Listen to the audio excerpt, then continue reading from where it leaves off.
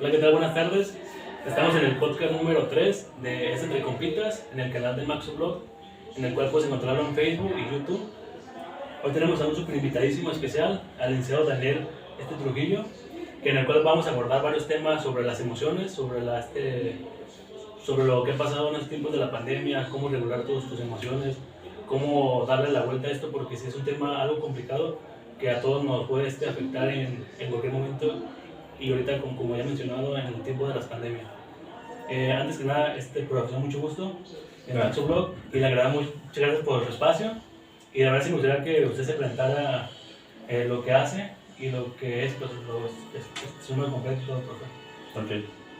Bien, pues mi nombre es Daniel Trujillo González, soy licenciado en psicología, tengo un par de especialidades, una en terapia sexual de pareja y una en metodología de la enseñanza y una maestría en ciencias de la educación. Tengo ya poco más de 10 años con un consultorio terapéutico.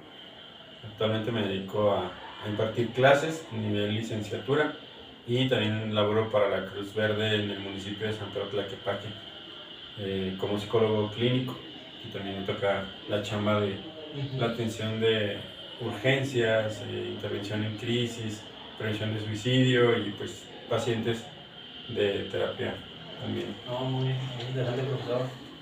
Sí, en este podcast, profe, queremos abordar un tema que la verdad estuve viendo, estudiando sobre la regulación emocional. Eso, para usted que es profesor de emocional, sabemos que las emociones, eso lo tenemos todos, las personas, desde tu cambio de humor, desde que estás feliz, desde que estás enojado, desde que estás un poco depresivo. Y ese tema, profe, es como regular esas emociones.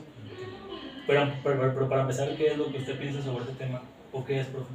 Sí, es muy interesante el poder abordar con esta parte de la regulación emocional, porque regularmente nosotros, pues cuando escuchamos la temática, podemos pensar en el control de las emociones. De hecho, es como algo muy común, ¿no? Decir, contrólate, o controla tus emociones, o controla tu ira, controla tu tristeza. Y hay personas, de hecho, que llegan acá a terapia y de repente dicen, es que ya no quiero sufrir. Sí, bueno. Ya no quiero sentirme mal. O en temas de duelo, ¿no? De repente llegan con el proceso del duelo, la pérdida de un ser querido, y dicen, ya no quiero estar triste. O de repente también llegan en terapia de niños, pues, por ejemplo, y es que hice algo malo, o me siento triste y eso es malo, no quiero estar triste. Y es bien importante, pues, comprender este tema de la regulación emocional, que es algo que se ha estado estudiando hace apenas, se empezó a meter un poquito más de lleno, 8 años, para entender pues que realmente no podemos como controlar las emociones. Pero se le pueden trabajar, ¿no? Pero se puede regular. Ajá. Esa es como la perspectiva. No te puedo decir yo, Max, deja de enojarte. No. Controla tu enojo. ¿Por qué? Porque hay circunstancias que nos van a molestar y es inevitable, pero sí podemos regular el enojo. Entonces la regulación emocional viene a ser esa parte de la inteligencia emocional en donde nosotros identificamos la emoción y al regular no estamos dejando de sentir el enojo, sino estamos canalizando la emoción hacia no la persona. Hacia un enfoque más como mejor, más adecuado. Ajá. Yo pienso que es más como también de la mente, profe. Como a veces, a veces hay gente que se siente triste, pero siento que si se distraen con una cosa más, como que dejan de estar tristes. Como que siento que es la mente que la tienes que tener más ocupada en algo, ¿no? Para pasar a como esa regulación. Pues. Sí, como hay la parte de la tristeza, ¿no? Dicen, es que ya no quiero estar triste. Entonces hay que ver qué nos dice la emoción, qué te está diciendo tu tristeza. O sea, ¿a qué se debe que tú estés triste? Y la tristeza tiene una función muy importante. Y hay una caricatura tremenda que seguramente han de haber visto, la de Intensamente. Ah, sí, cómo no. Es una obra de arte, ¿no? Porque ahí nos muestra la función que tienen las emociones primarias en nosotros. Y como de hecho tristeza era parte fundamental y todo el mundo creíamos que era alegría. Entonces es bien interesante pues darte cuenta de lo que te dice la emoción para poder trabajar en ello, y así es como se va logrando la regulación emocional. Y no hay emociones buenas o malas, realmente son emociones y tienen una función. Lo importante es entender esa función. Y la siguiente, profe, es como uno puede manejar sus propias emociones, pero ya que como usted ya lo abordó, que hay que saber darle como esa conjugación, así como la película que usted mencionó, que sí habla de varias como emociones, que en el cual cada una como que abona algo para crecer como persona también, ¿no? Porque en veces pasamos por un acto que puede pasar y las emociones te pueden ayudar no sé, a crecer, o tal vez también te pueden acabar más y más. Pero no sé, ¿usted qué piensa cuando una persona ya está como más hundida, pues, en estas emociones que, como, no sé, un ejemplo, cuando una persona está triste sobre algo, que se murió un familiar sobre lo del COVID, está súper triste, no sé, ¿usted qué le puede dar como este consejo para que ya no esté como triste, o sepa velar ese duelo, o sepa darle como otro giro a la moneda, pues? Sí, y ahí entender la función de la tristeza en una persona que ha sufrido una pérdida, que está en duelo, por ejemplo, como lo que mencionas de los fallecimientos que ha habido en este tema de COVID, pues nos tocó a nosotros atender a más casos de los que quisiéramos, y realmente es asumir y entender el cambio de perspectiva. La tristeza no va a dejar de estar, sino que se aprende a vivir con ella.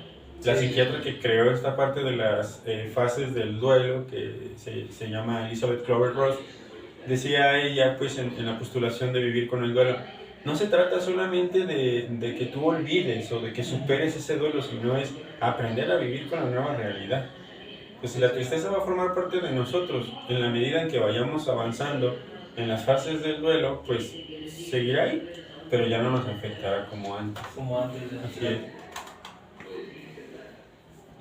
Y ya dentro hablando sobre la pandemia, profe, ¿qué tanto usted cree que ha afectado a las personas estas de las emociones en tanto la escuela, en tanto el trabajo, tanto en tu entorno personal? ¿Qué es lo que usted piensa que ha afectado a ti?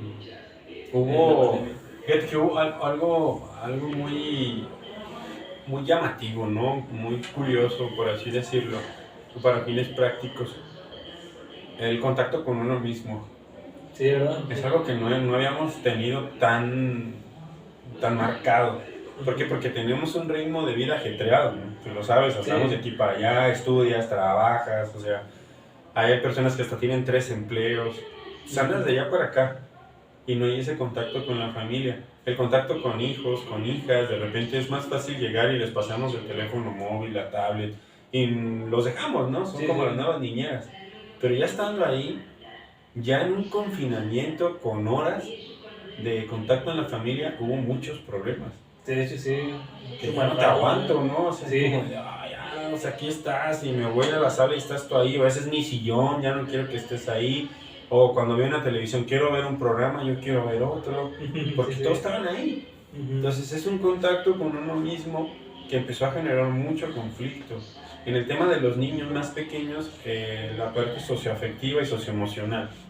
¿Hasta qué punto ellos entonces empezaron a relegarse si ya de por sí estaban en los teléfonos móviles, en las casas en donde hay posibilidad, y se relegaban más? Entonces empezó a disminuir el contacto social con las personas y pues afecta. En el hecho de que hay personas que estaban generando la socialización que se da en la escuela y ¡pum! Vas a tu casa, entonces se ve como este proceso pues mocho, ¿no? Sí, de hecho. Sí, porque de hecho yo hasta mi ejemplo yo también, porque en cuanto yo soy muy social, pues iba para dar parte, como usted menciona, y cuando me cortaron ese profe de que más en casa, en la escuela, todo, y está de hecho profe hasta en la clase en línea, que antes era así como ir a presencialmente, como que sí me empezó a dar como esa ansiedad, pues de como miedo, temor, como decir, pues qué va a pasar, o como esa inseguridad, pues como que siento que la persona estamos tan así que ocupamos de más personas para estar más a gusto y tener esa confianza. Y cuando estás en tu casa, como que más estás de una laptop o de un teléfono, estás viendo pues qué sigue de la materia, como que se para mucho y siento que sí afecta mucho a la persona el estar como en el encierro por la pandemia. Sí. Y de hecho sí pasé por algo así como ansiedad, pero yo como que fui trabajando, pues así como viendo, está viendo series, hasta en el horrito, ¿no ves que te da también buena relajación para tus emociones? Como que una de las emociones como que yo sentía así como fatiga, como yo te voy a trabajar en la mañana, como que sientes como como es una sensación, como las emociones, es como una sensación que no puedes decir qué es, pero la sientes así como algo Exacto. en el pecho, así como Así algo es. así como raro, pues. Y dices, ay, cabrón, ¿y cómo se siente esto? Y es súper difícil, o no sentir eso, así como usted mencionó, que de los alumnos que aquí vienen con usted, dice que siento tristeza o algo. Pero a veces yo como que sentía esa fatiga fea, pues como siento así como un peso que dices, ay, ¿cómo lo quito? Y no podía ni con qué platicar ni nada, pues. Y ya como que solo se te va yendo, pues, solo viendo videos, escuchando música. Una pareja también te puede ayudar a salir de una cosa que puedas estar afectando, una emoción o algo. Sí. Fíjate que esto que mencionas tú de ese sentir de que te atosiga y que de repente te puede llegar, se le conoce como angustia. Es bien importante que identifiquemos nosotros. Una vez que puedes nombrar a las emociones o a las sensaciones, es más fácil que te puedan favorecer el poder trabajar con ello. Y es un término que está desde 1800 y cacho. El primer filósofo que lo mencionó fue Søren Kierkegaard. Kierkegaard, como filósofo existencialista, empezó a trabajar en el tema de la angustia. O sea, la angustia es un sentir por algo que tú desconoces. Sí. Y el que dices que no sé por qué, o sea, solo llega, ni siquiera lo puedo identificar bien. Y es muy diferente al miedo. ¿Por qué? Porque el miedo lo podemos identificar y tú decir, tengo miedo a las alturas. Y ya sabes a qué. O tengo miedo a que me vaya a pasar algo, o si voy a cruzar a la calle, pues por miedo no lo hago, veo que no vengan coches y cruzo, pero sabes a qué. Y en el tema de la angustia, decía este filósofo, pues no lo hay. O sea, es una sensación a algo que tú desconoces, y es angustioso, porque se siente, pero no sabes ni por qué. Solo está ahí. Entonces es identificar a partir de poder nombrarlo y poder trabajar con ello para retomar las actividades a las que estábamos nosotros acostumbrados en esta cuestión de la socialización. Sí, te da mucha razón. Y eso, sí, pero enseguida se habrá un tema que está muy relacionado hacia las emociones, que siento que a todos nos ha afectado y nos ha pegado mucho, sobre esta ansiedad. ¿Usted qué piensa sobre la ansiedad o qué? Pero la ansiedad, fíjate que está relacionada mucho con escenarios catastróficos. ¿Por qué? Porque en la ansiedad nosotros visualizamos situaciones que tienen que ver con lo peor. Por ejemplo, escenarios catastróficos ansiosos muy comunes en la escuela. Reprobar exámenes. Sí. Reprobar materias. Tú estás pensando ahí, te van a hacer el examen y ya, hasta el examen, no, ya va a ser viernes. O sea, y te empieza a generar esa ansiedad desde días antes. Desde que te están diciendo, este viernes empieza el examen y es lunes. Y empieza, pero es de menos a más. O sea, el lunes igual estás un poco ansioso, pero ya el viernes y al momento del examen hay quienes te dicen, ya se me olvidaron la respuesta. Sí. No sé nada. Y te dan tu hojita y tú empiezas acá de las manos sudorosas, palpitación en el corazón. Entonces la ansiedad es un mecanismo de regulación en el cuerpo que a nosotros, es decir, cuando teníamos la necesidad de aquellas épocas prehistóricas de la caverna, ¿no?, nos generaba a nosotros seguridad.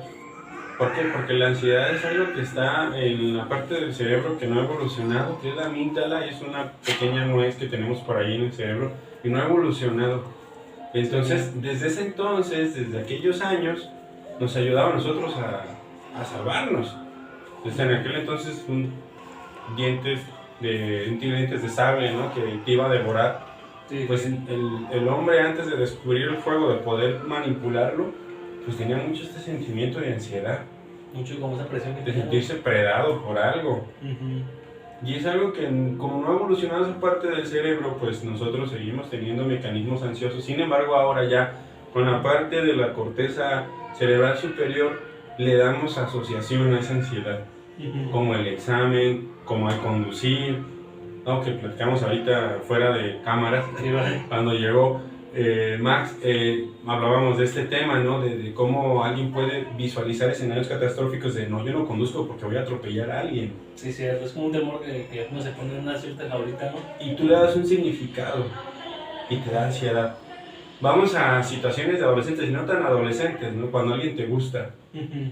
y va a llegar la chica, el chico que te agrada y de repente es como, oye, ¿qué le digo? Y ya está de frente y, ¿qué hora?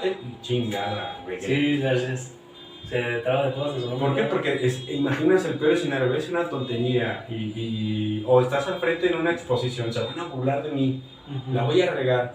En psicología cognitiva conocemos esas situaciones como pensamientos anticipatorios, de nosotros visualizamos situaciones caóticas y de esas situaciones caóticas nosotros podemos generar una profecía autocumplida.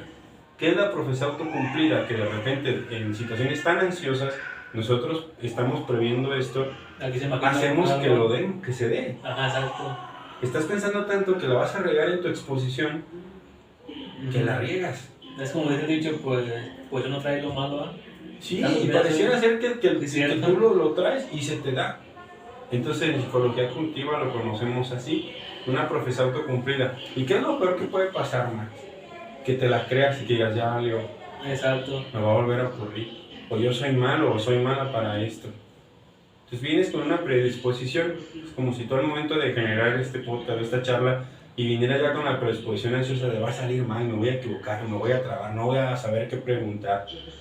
Y si se te da, se te cumple con tu profecía, y tú te puedes ir de aquí pensando, chale, ya no soy tan bueno, o ya la regué, o la estoy regando muy seguido. Y no tiene que ver con eso, sino es la concepción. ¿Cómo lo vemos? Es cierto. ¿Y usted, profe, cuáles son esas causas porque surge esta ansiedad? ¿Cómo se ve cuáles son como los escenarios? Que diga esa persona que tuvo esta ansiedad por tantos escenarios, no sé cómo usted lo piensa, ¿cuáles serían esas causas que puede sufrir la ansiedad? Regularmente tiene que ver con eventos traumáticos. ¿Qué es un trauma? A veces podemos pensar que los traumas son situaciones muy complejas, ¿no? Como, ay, tiene un trauma, no, hay una persona traumada, uy, no, está mal, no, psiquiatra y cosas así. No, realmente los eventos traumáticos son situaciones que rompen, o sea, el trauma, de hecho, incluso en medicina, tiene que ver con romper la línea, como cuando se tiene un trauma del hueso, ¿no? De la tibia, peroné. Ok, pues es esa ruptura de la línea recta. En la psicología es similar. Cuando hablamos de un trauma, hablamos de un suceso que rompió nuestra estabilidad. Entonces, puede que en algún momento se haya borrado mucho de la persona que ahora ya tiene mucha ansiedad al hablar en público. ¿Por qué? Porque fue violentada desde pequeña. Pequeñito. Entonces, puede ser que alguien no quiera participar en una conversación de donde estamos platicando aquí afuera y de repente llega alguien más y dice, quiero hablar, pero están hablando, no puedo hablar. Y sucede que esa persona que no habla en su infancia fue callada muchas veces. Tú no hables, están hablando los adultos. Espérate, ¿qué no ves? Cállate, espérate a que hablen los demás. Eso casi como de los papás también, ¿no? Porque a veces hay papás que dicen, cállate, no lo hagas. Y como que le hacen muy como dependientes a no hacer una cosa, como que no dejan así como explorar también, ¿no? Sí, tener como esa autosuficiencia. Si no, yo no soy capaz, yo no puedo hablar, no tengo permiso de hablar. Toda la vida me han callado y cuando me dan chance de hablar no lo puedo hacer. Ajá. En este momento habla. Y se quedan así como de, no, ¿y ahora qué digo? Sí, es cierto. Es como, perdón por la pregunta, es como que le hacen muy inútiles, ¿no? A la sociedad. Y también así como usted lo menciona también sobre la escuela, siento que también entra como es el bullying también, ¿no? Como entra ya como afectar a las emociones de una persona. Sí, la violencia escolar, de hecho, pues conocida comúnmente como bullying, tiene que ver con esa expresión de emociones mal encaminada. Exacto. Dentro de un chico problema, como se le conoce, no, aunque pedagógicamente ya le dicen con áreas de oportunidad para que no se vea tan discriminatorio este asunto, hay una vida compleja, caótica, que hay que atender. O sea, las conductas violentas de una persona violenta te están diciendo una tristeza tremenda. O sea, quien se enoja mucho, quien constantemente está molesto, detrás de esa molestia hay una tristeza mal encaminada. Entonces, habría que ver qué es lo que está pasando desde el entorno familiar. En este caso, pues hablando de violencia escolar, con el niño, la niña, adolescente, que se está comportando así. Oh, sí, es un tema. Pues para que le den un buen like, para que lo compartan. Es un buen podcast que estamos haciendo ahora. Y ya como por casi la última pregunta, profe, ¿usted cómo Así como le dije a los alumnos, cómo dar como un consejo sobre controlar la ansiedad, sobre controlar las emociones. Sí que le diría así como ahorita que están en tiempo de pandemia. Ahorita creo que ya están, creo que en clases normales, pero están como creo que entre clases híbrido.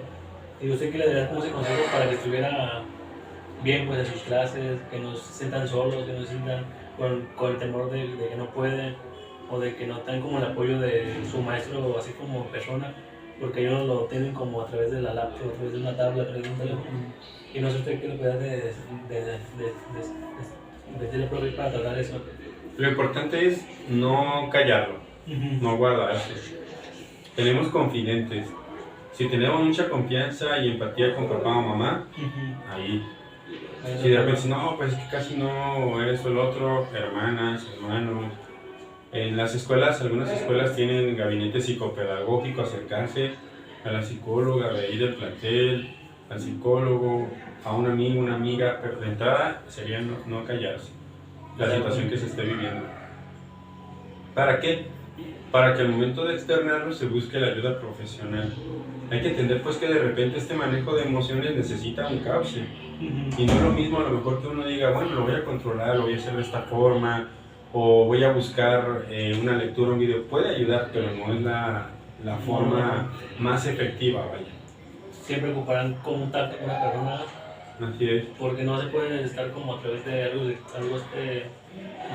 porque no es algo que te pueda dar como un consejo o algo, porque más que nada yo creo que son este consejo y algo clave que lo sepan escuchar también, como usted mencionó, que si hay personas, pues me pasó esto y esto, y en veces los papás trabajan todo el día, los hermanos no están en casa, y siento que si se pueden acercar con una persona, tanto un psicólogo también es muy importante para todos, pues.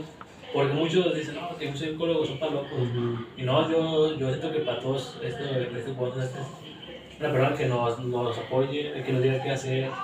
Es también normal, es como un confesionario, siento que es como que te vas a conversar con alguien y decirle todo lo que sientes ahí, como un psicólogo. Es muy importante el proceso de psicoterapia, entenderlo. Yo les digo, pues, ahorita te decía, pues ya un poquito más de 10 años en consulta, y cuando de repente me preguntan mis pacientes, ¿sí qué es, no? ¿Qué es venir al psicólogo, estar con el psicólogo? Les digo, el proceso de psicoterapia es el reencuentro con uno mismo. De hecho. ¿Por qué? Porque es el reencuentro con uno mismo, porque tú puedes romper lastres, aprendizajes, desaprender y aprender cosas que te funcionen a ti. Entonces, si te han enseñado a manejar las emociones de una forma insana, que a lo mejor para poder sacar la ira, tú lo sacas a golpes, o sintiéndote más chingón, ¿no? De que yo puedo, y no, si me grita yo grito más, si se me grita más, pues yo le pongo un golpe.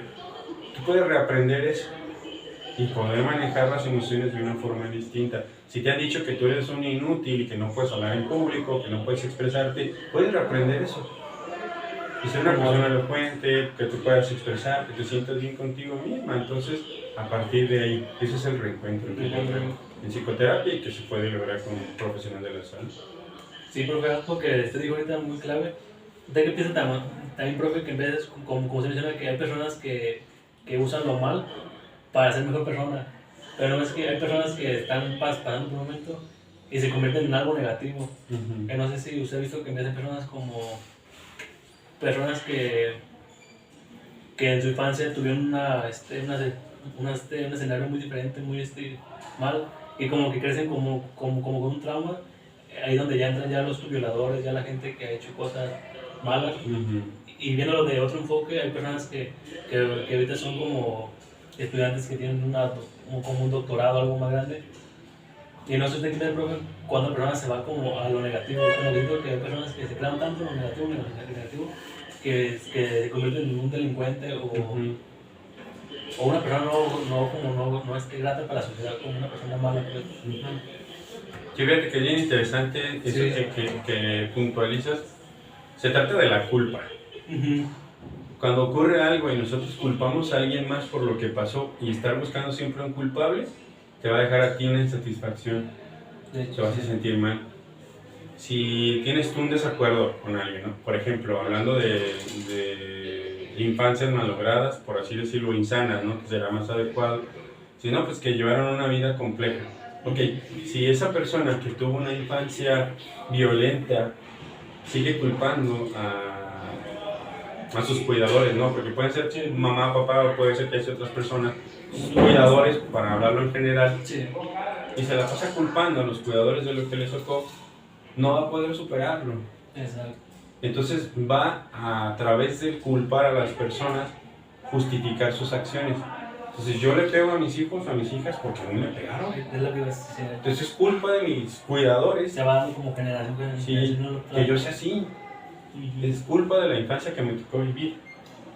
Lo más sano es que la culpa la podamos cambiar con la responsabilidad.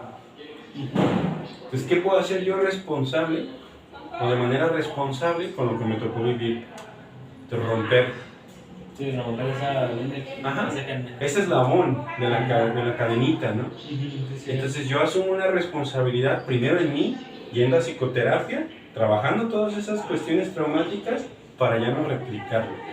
Sí. Entonces una vez que dejas de culpar, es liberador y empiezas a ejercer una vida responsable. Como bien dices, hay personas que les toca vivir situaciones muy complejas. Digo, creo que la mayoría nos ha tocado vivir cosas Sí. complejas, ¿no? De mayor o menor medida, pero nos ha tocado. Y entonces asumes una responsabilidad y empiezas a generar algo a partir de ello. Y es como podemos ver personas muy funcionales en la sociedad con un pasado muy oscuro. Sí, exacto. Pero no depende de eso, depende más bien de lo que tú haces con lo que te toca vivir. De manera muy personal, yo te puedo compartir, yo veo la vida es el resultado de las decisiones que tomamos. Ujú. Si me preguntaras a mí, Daniel Trujillo, ¿qué es para ti la vida? Eso es para mí la vida. Tomar buenas decisiones también. Los resultados de las decisiones que tomamos. ¿Por qué? Porque no siempre tenemos decisiones buenas. A veces la regamos, Sí, somos la seres verdad. humanos. Ujú. A veces haces algo y dices, ching, la regué. Sí. Ya valió. No, como decimos acá los mexicanos, ya valió, pues ya sabemos. Sí.